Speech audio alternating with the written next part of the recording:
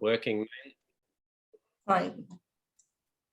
Yeah. I was working mainly with sort of lower primary school students, so in grade 1 and grade 2. So when I was teaching, I was reading a lot of picture books. And when I read the picture books to the children, I realized how much I enjoyed them. And then I started thinking, well, these are two things I love doing. I love writing and I love drawing pictures. So it sort of made sense to have a go at putting them together and seeing if I could write some picture books myself. So yeah, that's how it sort of was a hobby that got turned into a job through teaching, I guess. Yeah. Yeah. But it turned out to beautiful books. You have published amazing books. Yeah, thank you. Yeah, today, I mean, the book I loved is Quiet Girl. It's a beautiful book and beautiful illustration. So I want to ask you about this. Do you start with the idea as illustrator or as a writer? When you did the book, you wrote it and illustrated in the same time. Yeah, I always start with the ideas first as an author. So I think of the story and the characters first. And I do things pretty slowly. The whole process is quite slow because it might take a year or more to just create the one book. So Okay. I'll often think about a story for a long time, maybe months or even sometimes years Yes. before I write anything down. So this idea started quite simply. Just I was thinking about being a quiet person myself and seeing quiet children. And quiet children are always told they need to speak up.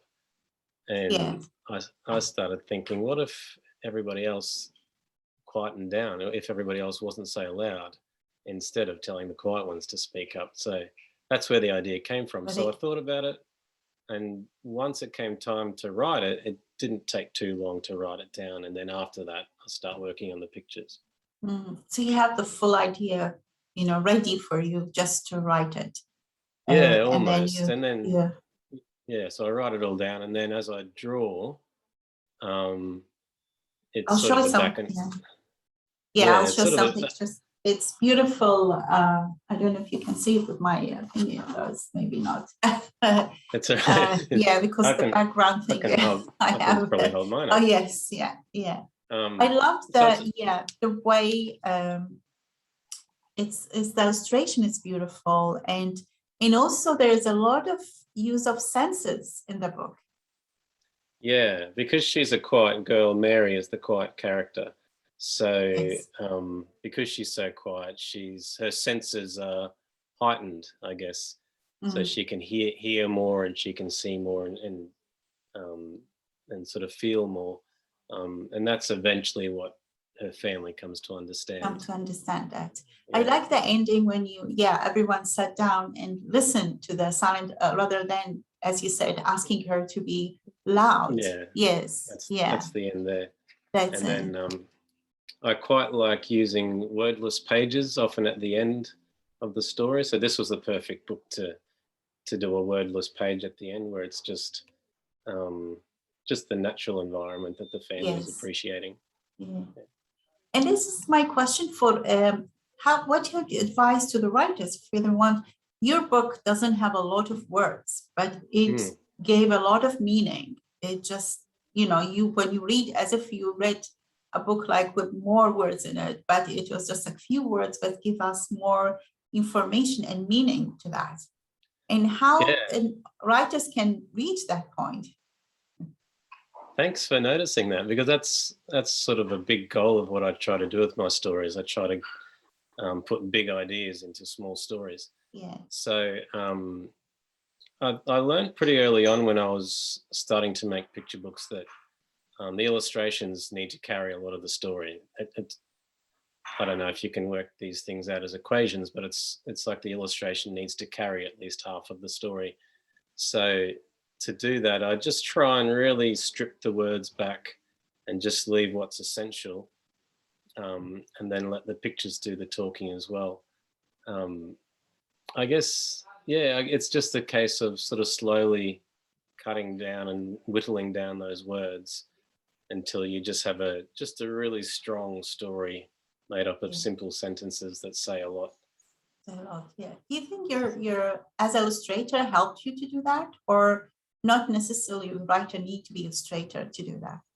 Yeah, I don't think it's a rule. I think it helps me because when I'm making the book, I'm constantly drawing and then going back to my words and then going back to the pictures.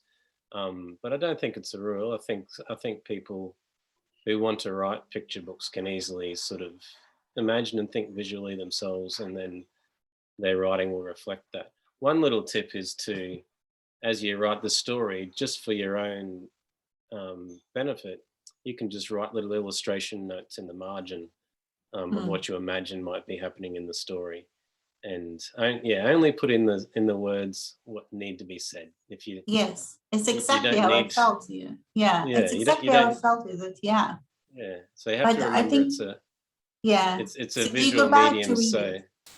yeah.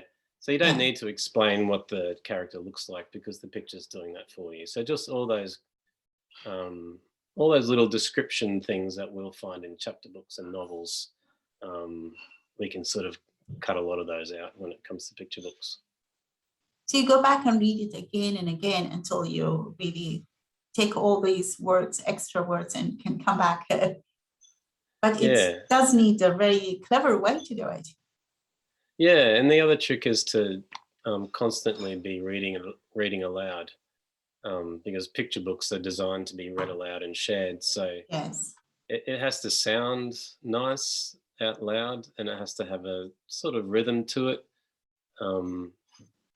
Yeah, but I guess it's just I It wouldn't just say it's difficult work, but it's just a lot of playing around, a lot of finding out. tinkering. Yeah. Yeah.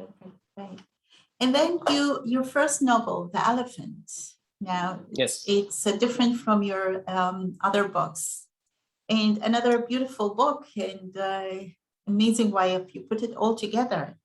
The book it talks about very sensitive subject about the father who's depressed, and about uh, painful relationship between Olive, the character, and her father, and how she got over it, and how you describe it as an elephant, this sadness, and this maybe depression. My first question is, why an elephant? Why is not any other animal? That didn't come straight away, um, but I wanted to write a story about a young girl um, who cheered up the people in her life just because she wanted to, not because she had to, but because she wanted to. And so, in order to cheer somebody up, I had to bring somebody into the story who needed cheering up. So that was the father. Um, and this was when being an illustrator helped, because as I was thinking of ideas, I wasn't even writing yet, but I was thinking of ideas, and I was just drawing in my sketchbook. And first I drew the father with some birds sort of flying around him, maybe even tied to his shoulders or something. And I thought that didn't seem right because birds are so light and they fly in the air. So then I thought I needed something heavy. So the heaviest Yeah. land animal I could think of was an elephant.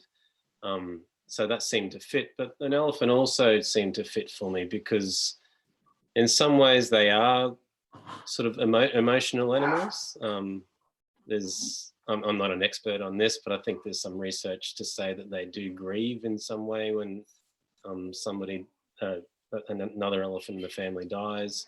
So I think they, I think they They have these seem emotions. they seem like, yeah, they've got a lot of emotion packed into those big bodies, I think, and just when you look at an elephant's eye, there seems to be so much in there. Yes.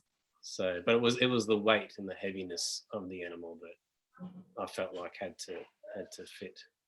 Can you tell us a bit about the story? Because I mean, people might not know. I mean, not the full story, but how did Yeah. you use the elephant in this story?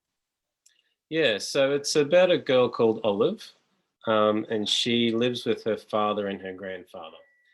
And her grandfather's a lovely character, and that's a really warm relationship between Olive and her grandfather. They do a lot of things together, but the father doesn't do much apart from go to work and come home because he's feeling really sad. Um, so Olive sees that big sadness as an elephant. That's how she imagines it, and she decides that she wants to cheer her dad up. So she wants to somehow get rid of the elephant. So she talks to her friend at school, and she ends up talking with her grandfather about how she can chase the elephant away. And it's an imaginary elephant, of course. Yes. And cheer up her father. Yeah. And it's a very, very interesting imaginary. I mean, she can imagine it walking around after her father all the time. And that's very, very interesting way to put it. You also talked about, first of all, the characters is the girl is the main character, but we didn't see any other female characters in the book. I mean, all her supporter were male characters. Is that intentionally, or is that what you wanted to do from that?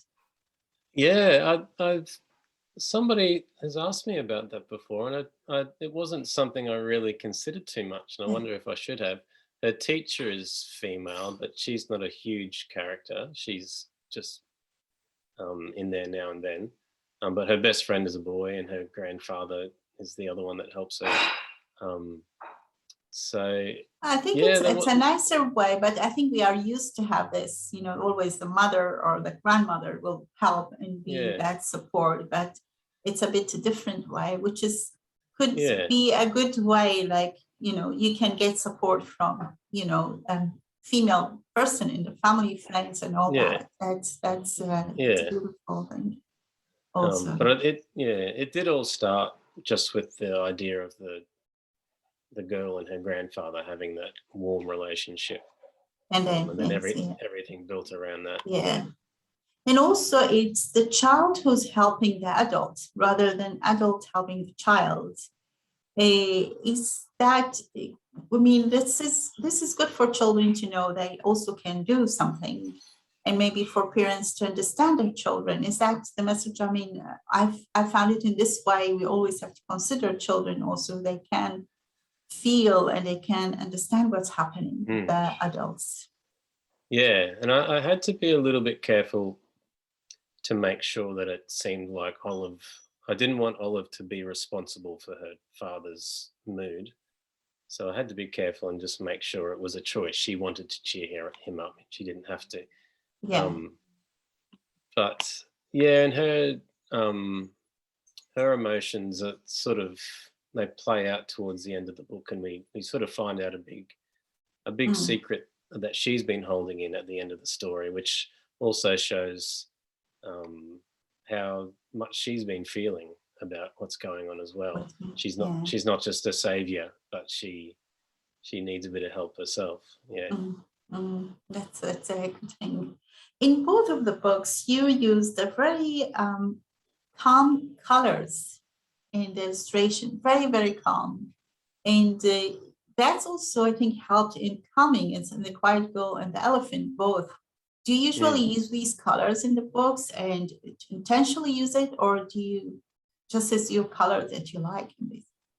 Yeah, it depends on the story. I tend to write quite calm stories a lot of the time. I have illustrated other books that are a bit sort of louder and funnier and that kind of thing. And then when I illustrate those books, I'll use brighter colors. Okay. But I, especially for A Quiet Girl, I deliberately chose these colors, and I deliberately chose not too many colors. So like this page of The Neighborhood, for example, it's all green with just a few colors for the roofs. It's not multicolored or anything like that. And even with the family, they're all wearing slightly similar colors, just to keep that calmness. The other thing I love doing though is using the white space on the page. The white space, I missed that. And for me, that really lets the pictures breathe, and it just gives it that lightness, I think. This is the page where Mary becomes so quiet that she almost feels like she's not there. So that's what we're left here with a page where she doesn't seem to be there at all. So I love using the white space and just letting the pages breathe in that way.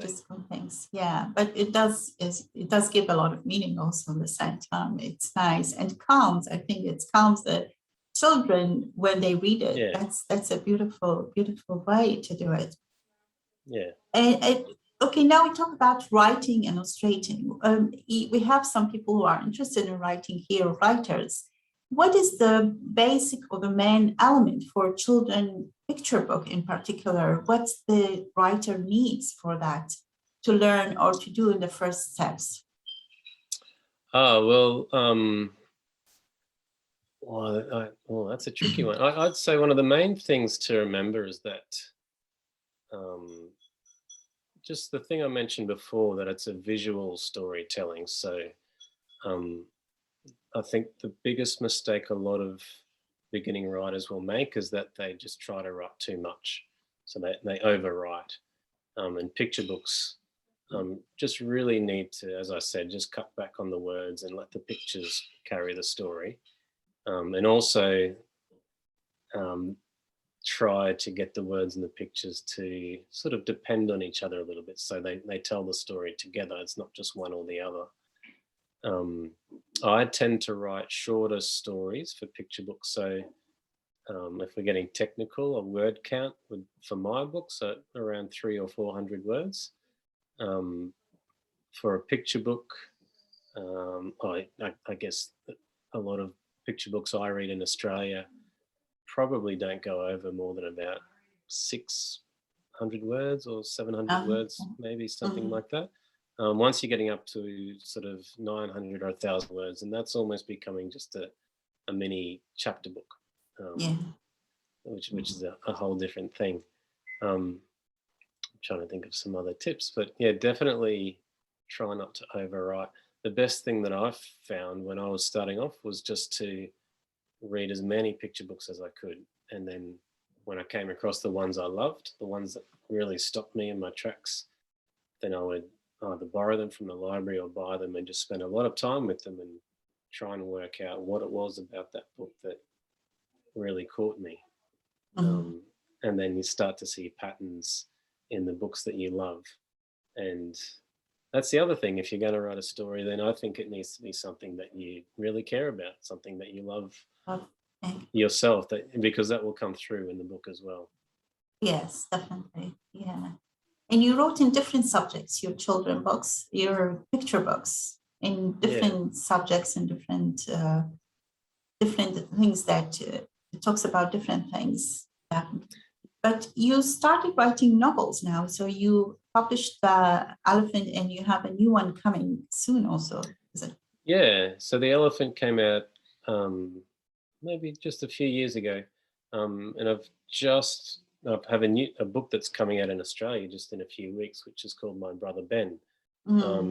It's a little bit longer than The Elephant and probably a slightly older age group, but yeah, I'm really enjoying playing with words. So you moved from picture books now to like larger books, it took me a long time to get the confidence to do so, because I didn't know if I'd be able to do it, and I love drawing pictures so much. So but once I wrote The Elephant and I was really proud of it and it had some success, then I had the confidence to write another one. And I'm quite enjoying trying to craft these longer stories and having various themes sort of travel through the narrative, because a picture book is really sort of one idea encapsulated in those pages, but with a novel or a chapter book, it's often several themes that swim through the story. And this is my question. I mean, in your picture books, you said you cut the words as much as you can. Usually are shorter words, and then writing a novel, and used to that way of writing. How did you move from that to that? I mean, was it difficult or different techniques? Definitely, and that was a bit of trouble that I had to begin with The Elephant. When I wrote my first draft, and my editor looked at it and said, "You need to describe more. You need to tell us what the characters are feeling. You need to tell us what the characters are doing with their face and their hands, and just a lot more description in between the dialogue and the action." So it was the opposite, really, because I was so used to stripping everything back for a picture book, but now I had to. You had to add. Had to add, Yeah. And so did you use a different technique, different way of writing it? And I guess what is it's more different. important in that than the Yeah, picture book? I really had to. I think I had to try harder to visualize it because I'm not drawing pictures for every scene like I do for a picture book. So I really need to imagine the movie in my head of what I'm trying to write. Mm, And then when I imagine that story running through my mind, then I can write down, well, how is that character reacting? What are their eyebrows doing? Or what's their mouth doing? Or which way are they facing? Or anything like that. Um, so I think it takes a lot more imagination, the same way it does when you read a novel, that you need to yes, visualize it and imagine it yes, yourself. Yeah. yeah, that's interesting. So tell us about your new book. What's it about? My brother Like Ben? my brother Ben, yeah. So it's about two boys that um, they grow up, they do everything together. They're sort of best mates, but they're very different boys. So the narrator is a boy called Luke, who's about 9, 10 years old, and his brother Ben is a few years older than him. And Ben is a very brave, bold sort of boy. He likes climbing trees and jumping out of the tree into their creek. And Luke is a quieter boy who likes drawing pictures of birds and that kind of thing. So um, they do everything together, and then they have a chance to win a boat. They really want to win a boat so they can explore their creek. But then they start to drift apart because the older boy, Ben, he starts high school and he starts to drift away. He starts to leave the younger brother behind. So it's really about being a brother. It's about the tension and the fun and the frustration and the competitiveness and all those things that Yes. come with being a brother, especially being a little brother who looks up to their big brother. Mm, that's interesting. Yeah, you talked about you write more about friendship and relationship and all these things. These you think they are very important for children books to have? Yeah, I think so. And I think it's because they're things that we all relate to. Um, and I think I mean, when I write books for children, I also keep in mind that there's a good chance that an adult is sharing that book with the child. Mm, So um, it's a case of trying to write about themes that appeal to everybody, whether it's children or adults. And I find stories about relationships and family are things that are important to me. So I think a lot of readers, children and grown-ups, can relate to it. yeah, thanks. Yeah, great. Thanks. One more question. As a librarian, how do you work with children in the library? How do you, I think we have some librarian here also, and how do you encourage them to read? It's something out of writing, but Yeah, yeah. Well, that's what my sort of other job is at the moment. I've become a teacher librarian, so I I think the most important thing is just to get to know the children, get to know the readers, and when you know what they like, then you can and know your collection as well as you can, then you can yeah, you match can things up. connect So them. yeah, so the Yeah, school I teach at, there's kids who like surfing, or there's kids who love horses, or kids who love soccer, whatever it is. Then as soon as I find out what that is, then I can try and present a book to them that they might yeah, like. A little trick I often do is to choose a book for them before they come to the library, and then I'll wrap it up as a present and give it to them with a little card on it, and then it feels really special. It mm, just feels a bit more special than just pulling a book off the shelf and giving yeah. it to them. So it tends to work. Oh, that's great idea. That's a good idea. Now, if I want to ask you, what's your favorite book you have written, and what's your favorite book, children book, not your books? My favorite book that I've written is The Elephant. That's a really special book for me. Mhm. And my favorite book that I have not written is it changes all the time. I think when I was young, I read a lot of Roald Dahl books. So a book like Matilda has always stayed with me as a favorite. Yeah, I think my favorite book I've read this year is a book called Pax by Sarah Pennypacker, an American writer. It's just about a boy and his fox. He's trying to meet back up with the fox that he raised years ago. Yeah, it's a sweet book. That's interesting. Thank you so much, Peter. Thank you. Now we open, if anyone have a question. If you want to speak, I can open the mic. And if you want to write the question, if anyone, you can tell me if you have any question. So do you have any other picture book coming soon also? Or just the My Brother's No, I've sort of packed my paints away for a little while. Okay. Because I'm busy working at school and working on my novels at the moment. So yeah, I've got some ideas for picture books, but nothing going at the moment. Really, nothing. Yeah. Okay, while waiting if someone has a question, have you read to any other writers, like not Australian writers, like from this part of the world? I don't think so, to be honest. I don't think so. It tends to be either from the UK or America or sometimes European countries that have been translated. We'll bring some to you soon. Yeah, I'd love to. I'd love to read some. Yeah. Okay, I have a question. Were you able to test out any of your book ideas on the children's at school? No, because I've always kept it separate. I always wanted to keep my two roles separate. So sometimes if I visit a school as an author, not as a teacher, but as an author, and talk to children, sometimes I might chat to them about some ideas. But yeah, usually I like to keep things to myself until I'm ready to reveal it all to the world. So you don't test them on children, any children? No, not too much. Not too much. Yeah. No. It's a good idea, but just not something I do. That's it. Thank you. Julian said interesting. Thanks.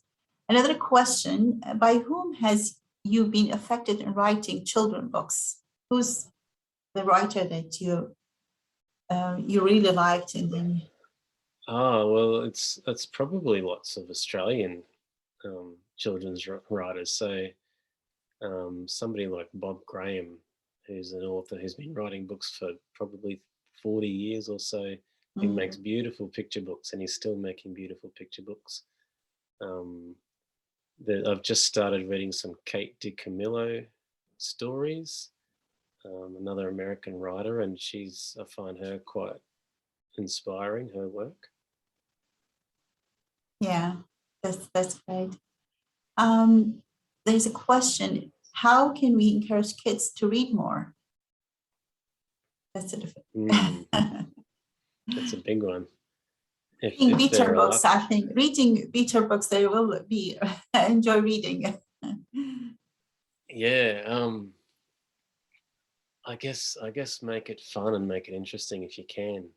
We don't want it to be a chore, and it has to be something they love doing. So as I said, finding books that are about the things that the children are interested in.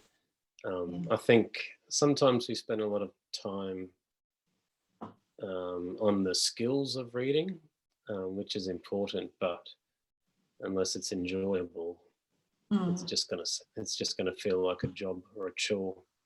So finding the right books, I think, for them, as you said, the right one that's suitable for them, or the book is very interesting that they will like to read it. Yeah, and I think also not judging what they choose to read. Also, if they choose to read a comic book or whatever it is, if that's what they're reading, then encourage that. Instead of trying to make them read what you think is the right kind of book to read. Yeah, that's great. Thank you. Any other question?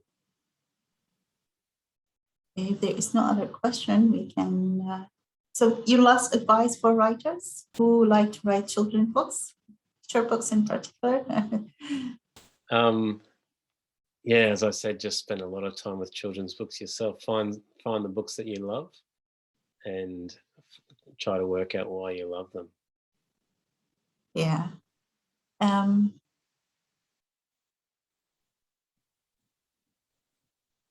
Okay, now we be turning into more like different question. Okay, how much are writers expected to do their own promotion these days? Yeah, quite a lot, I'd say, and it's not a strength of mine. But it also depends on your publisher and how much your publisher expects of you.